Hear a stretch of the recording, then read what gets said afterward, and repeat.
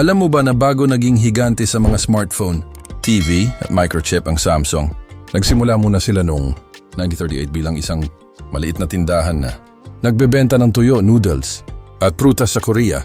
Fast forward ngayon, sila na ang matinding kalaban ng Apple at ang kumpanyang humahawak sa halos buong ekonomiya ng Timog Korea. Oh mga lodi, welcome sa panibagong kwentuhan. Pag-uusapan natin ngayon ang makulay, nakakagulat at medyo nakakatawang kasaysayan ng Samsung mula sa pagbebenta ng isda hanggang sa paggawa ng mga foldable phones at high-tech na screen na ginagamit din mismo ng kalaban nilang iPhone. Bago natin ungkatin kung paano nagawa ng isang tindahan ng tuyo na maging tech superpower sa mundo, mag-subscribe ka muna at i-click ang notification bell.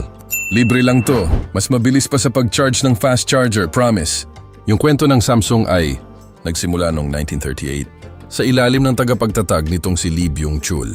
Ang pangalang Samsung sa Korean ay nangangahulugang 3 bituin. Ang layunin niya noon ay maging malaki, makapangyarihan at magtagal magpakailanman ang kumpanya katulad ng mga bituin sa langit. Pero huwag ka, wala pa silang kuryente o microchip noon. Ang negosyo nila ay pag-export ng dried fish, locally grown vegetables at sarili nilang noodles papuntang China. Pagkatapos ng Korean War noong 1950s, dumaan sa matinding krisis ang Korea. Dito naisip ng founder ng Samsung na mag-expand. Pumasok sila sa sugar refining, wool mill, insurance at retail.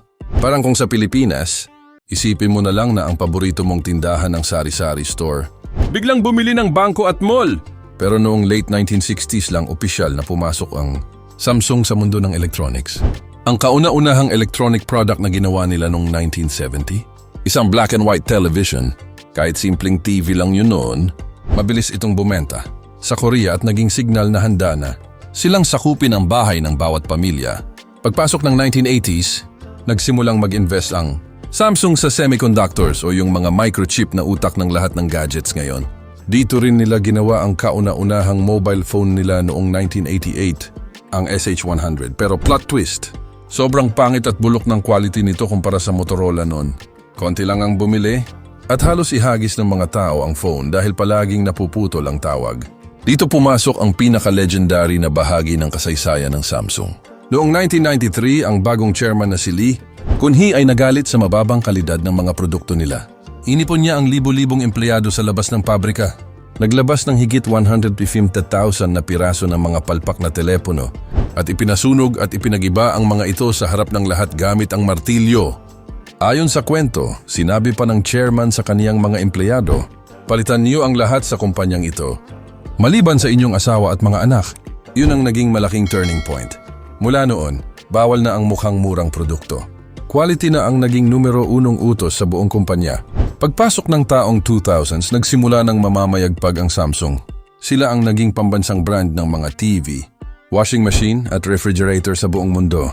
Pero ang totoong giyera ay nagsimula noong 2009 nang ilabas nila ang kauna-unahang Samsung Galaxy Phone na gumagamit ng Android operating system.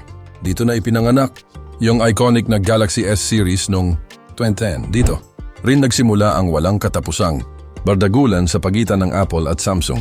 Kapag naglabas ng bagong feature ang iPhone, gagamitin ito ng Samsung sa kanilang mga parody commercial para asarin ng Apple. Kapag nag-upgrade ang Samsung sa malaking screen, tutularan din sila ng iPhone paglipas ng ilang taon. At alam mo ba ang pinakamalaking open secret sa tech world? Kahit matindi ang kompetisyon ng Samsung at Apple, ang Samsung mismo ang isa sa mga pangunahing supplier ng OLED display screens at memory chips na ginagamit sa mga iPhone. Ibig sabihin, bumili ka man ng iPhone o Samsung, kumikita pa rin ang mga Koreano sa iyo. Nag-aaway sila sa commercial pero nagcha-chatching sila sa likod ng entablado. Pero hindi rin naging perpekto ang biyahe ng Samsung. Noong 2016, naranasan nila ang isa sa pinakamalaking krisis sa kasaysayan ng teknolohiya, ang Samsung Galaxy Note 7 explosion issue. Dahil sa problema sa battery design, bigla na lang sumasabog at nasusunog ang mga Note 7 units habang nagcha-charge o kahit nasa loob ng bulsa. Naging napakalaking balita nito sa buong mundo hanggang sa ipagbawal na ng tuluyan ng Note 7 sa lahat ng eroplano. Milyon-milyong dolyar ang nawala sa kumpanya at halos gumuho ang tiwala ng tao. Pero sa halip na sumuko, naglabas sila ng panibagong ultra-strict 8-point battery safety check. Mabilis silang nakabangon at pinalitan ang Note series ng mas modernong Galaxy Ultra at mga foldable phones. Fast forward ngayon, ang Samsung ay hindi na lang basta brand ng cellphone. Sa South Korea, tinatawag silang isang chaebol o higanting pamilyang nagmamay-ari ng napakaraming negosyo. Mayroon silang sariling mga ospital, theme park, insurance company, at maging ang sikat na Samsung CNT, construction na tumulong sa pagtatayo ng Burj Khalifa sa Dubai, ang pinakamataas na gusali sa buong mundo. Mula sa pagiging simpleng tindahan ng tuyo at noodles noong 1938, ang Samsung na ngayon ay isa na sa pinakamalaking tech empire sa buong planeta na nagtutulak ng teknolohiya sa AI, microchips at foldable screen displays. Ikaw, anong unang Samsung product ang nagkaroon ka? Galaxy Note ba? Yung keypad phone na umiilaw ang gilid? O yung TV nyo sa sala na kailangan muna tapikin para magka-signal? I-comment mo ang kwentong Samsung mo sa ibaba. Kung nag-enjoy ka at natuto sa mabilisang kwentuhan na to, huwag kalimutan i-like, i-share at mag-subscribe sa ating channel para sa marami pang kwentong tech at pambihirang kasaysayan. Kita-kits tayo sa susunod na video.